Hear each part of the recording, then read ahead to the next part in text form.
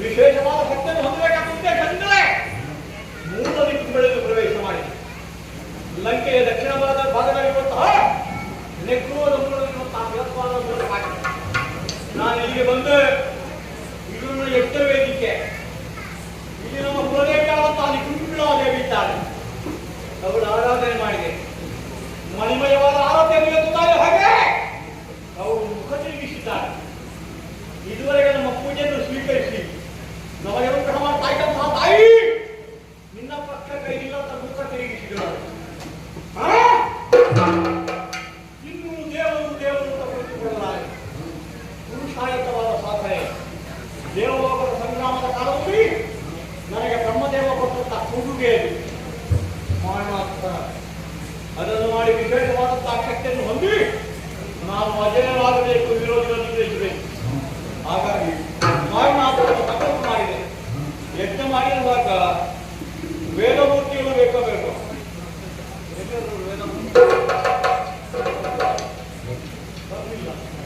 ಅವರ ಕ್ರಮವೇ ಹಾಗೆ. ಮೂರು ನಾಲ್ಕು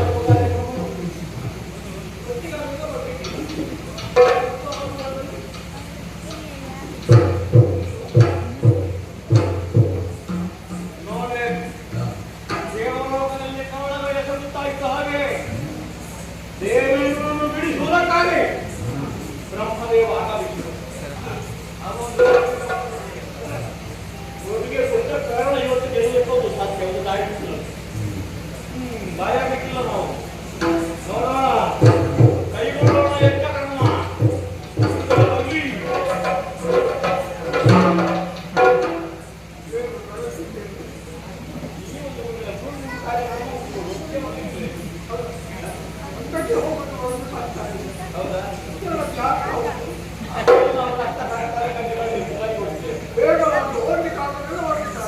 ಈಗ ರಾಮನಿಗೆ ಇದು ಹಾಗಲ್ಲ. ನಮಗೆ ಅವ್ರ ಕೊಡುಗೆ ಕೊಟ್ಟ ವಿಷಯದಲ್ಲಿ ಹೇಳಿದ್ದೇನೆ. ನಮಗೆ ಸತ್ಯದ ಉಪಯೋಗ ಕೊಟ್ಟೇನೆ ಅಂತ ಬದುಕಿ ಈಗ ನಮಗೆ ಮಾರ್ಗ ಅದುವೆ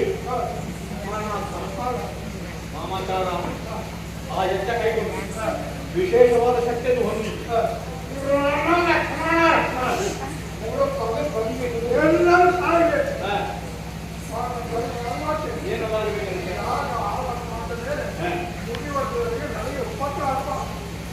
ಮಂಗಗಳನ್ನು ನಂಬಲಿಕ್ಕೆ ಆಗುದಿಲ್ಲ. ಹೊಟ್ಟು ಹತ್ತಿಕೊಂಡು ಬರುದು ಕೋಟೆ ಅಲ್ವಾ.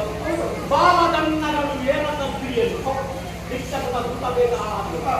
ಬ್ರಹ್ಮರಾಕ್ಷಸರ ಪಟೆ, 7 ಸುತ್ತಿನ ಕೋಟೆ, ಇಟಿಗೆ ರಕ್ಷಣೆ, ನಡುವಿನಲ್ಲಿ ಎತ್ತ ವೇದಿಕೆ. ನಮ್ಮ ಬಳಿಗೆ 7 ಸುತ್ತಿನ ಕೋಟೆ ಉತ್ತರಿಸಿಕೊಳ್ಳಿ. ಯಾರು ಬರ್ತಾರೆ? ಯಾರು ಬಂದು ನಮ್ಗೆ ಯಾರು ಬಂದಿಲ್ಲ. ಆದ ಕಾರಣ ಆ ರೀತಿಯ ವ್ಯವಸ್ಥೆಯನ್ನು ಮಾಡಿದ್ದಾರೆ. ಸಂಹಾರಗಳೆಲ್ಲ ಆಗಬೇಕಂತೆ.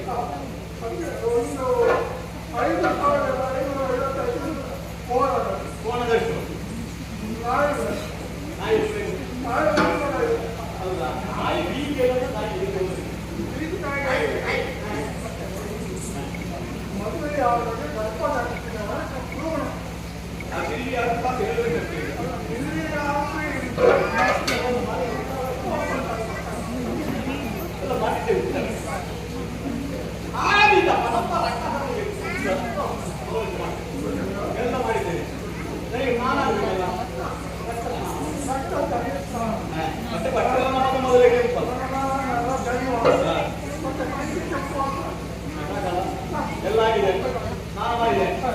ಶಿರೋಭಾವಿಗೆ ಧಾರಣೆ ಮಾಡಿ ಇನ್ನೇನೋ ಎದೆಗಳ ಒಳಗ